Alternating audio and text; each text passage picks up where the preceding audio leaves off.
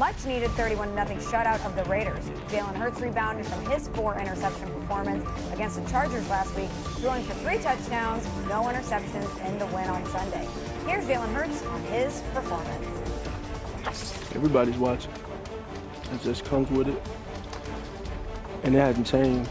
And I think everybody needs to remember where I come from and how I'm built. So I just want to lead in the right way, set the right example. Done the same thing since I went to the University of Alabama, and everything that's been in front of me, so it's no different now.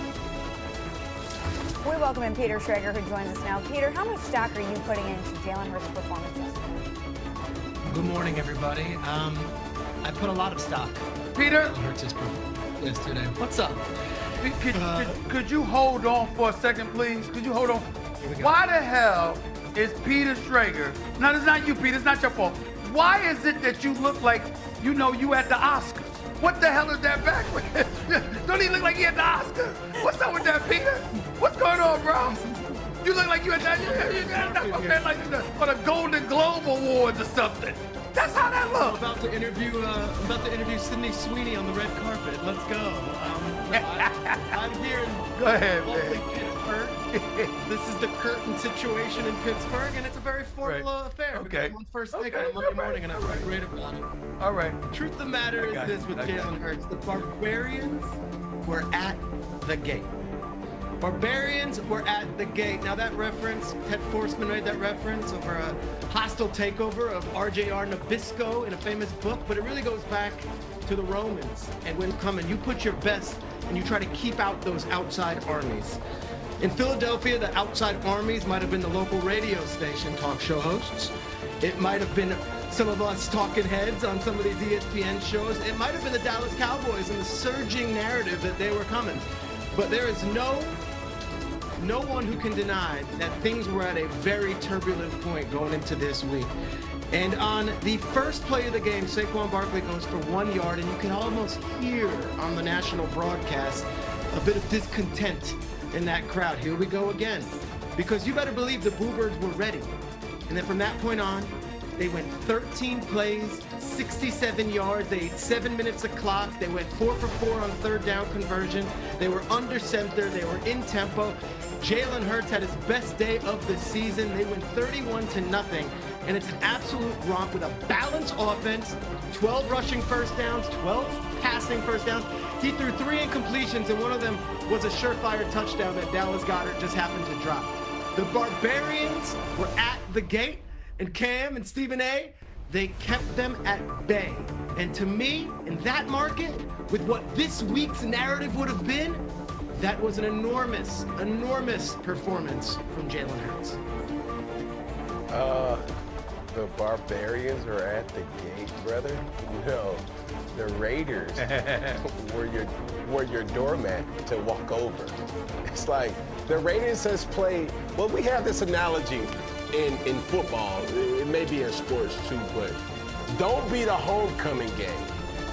Do you understand that analogy, Peter or Stephen A? The homecoming game almost guarantees you a win. Almost guarantees that, we're going to be uplifted at the end of the day where we can celebrate, we can go out and eat and da-da-da-da. Well, the Las Vegas Raiders have probably played in more homecoming games this year than any other team known to man. They're the team that other teams hope to have to play to get back on rhythm. That's not saying much, Philadelphia Eagles. I mean, it's almost expected for you to have this type of performance. Do I believe in Jalen Hurts? Yes. But am I quick to say everything is fixed because we just had a great performance, just so as other performances this year versus other teams that had played the Las Vegas Raiders? The Las Vegas Raiders is also a team that's compared to a defense kind of similar to the Dallas Cowboys. I mean, they give up the same amount of points, or if not more, and everybody gets excited when you go against that type of team and defense. So for me, I'll get more excited when you play a team that knows you in the Washington Commanders. Then you have the Buffalo Bills, and then you finish up the season with the Washington Commanders. Other than that, nah, I ain't getting excited and going to pop champagne because of this particular win. those next couple of weeks will tell everybody everything that they need to know going into the playoffs.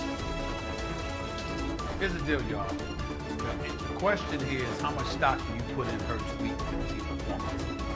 The answer is 0. None. Because it was the Raiders, like Cam said. That doesn't make you wrong, Peter, with what you're saying. But let's put it in perspective. It was the Raiders. Could you imagine if they had lost to the Raiders? Could you imagine if they had struggled against the Raiders? So that's the point. I get where you're coming from.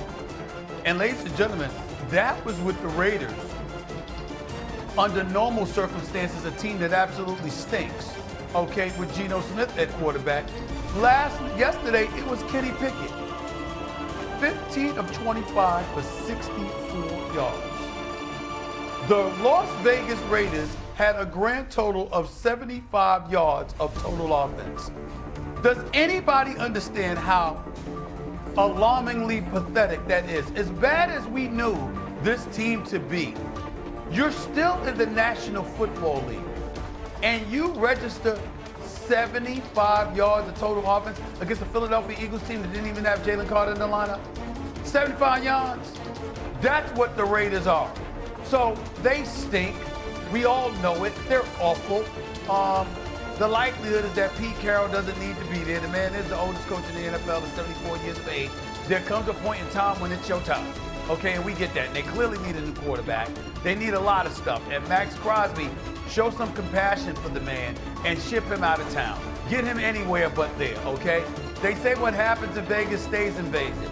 But the Raiders are so awful right now, the stench has circulated throughout the country. Every football city recognizes how awful they have been.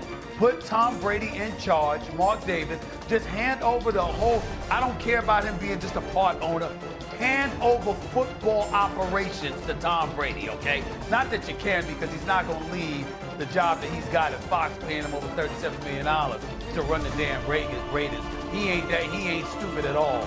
But ask him anyway. Figure out something, because you need all the help you can get. The Raiders are awful. And because they're awful, okay, as a result of that, the Eagles took advantage of a doormat, to use Cam's word, and they rolled right over them. What do you want, a cookie? Now, win one of these 2 games against the Commanders, beat the Buffalo Bills, and then we'll be talking. But going up against the Raiders, the only reason that's not considered a bye week is because tackling took place yesterday. If it wasn't for that, it would be considered a bye week, because that's how awful the Raiders are, period.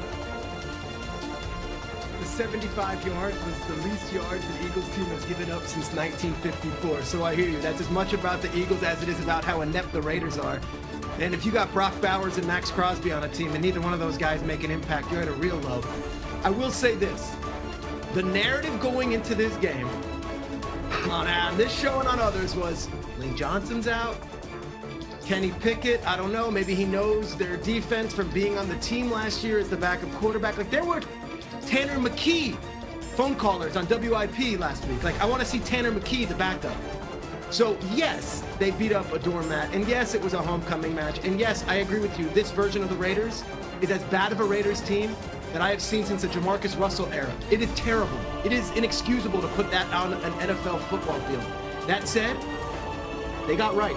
And Jalen Hurts needed to do that, to just shut everybody up and keep the Barbarians at the gate.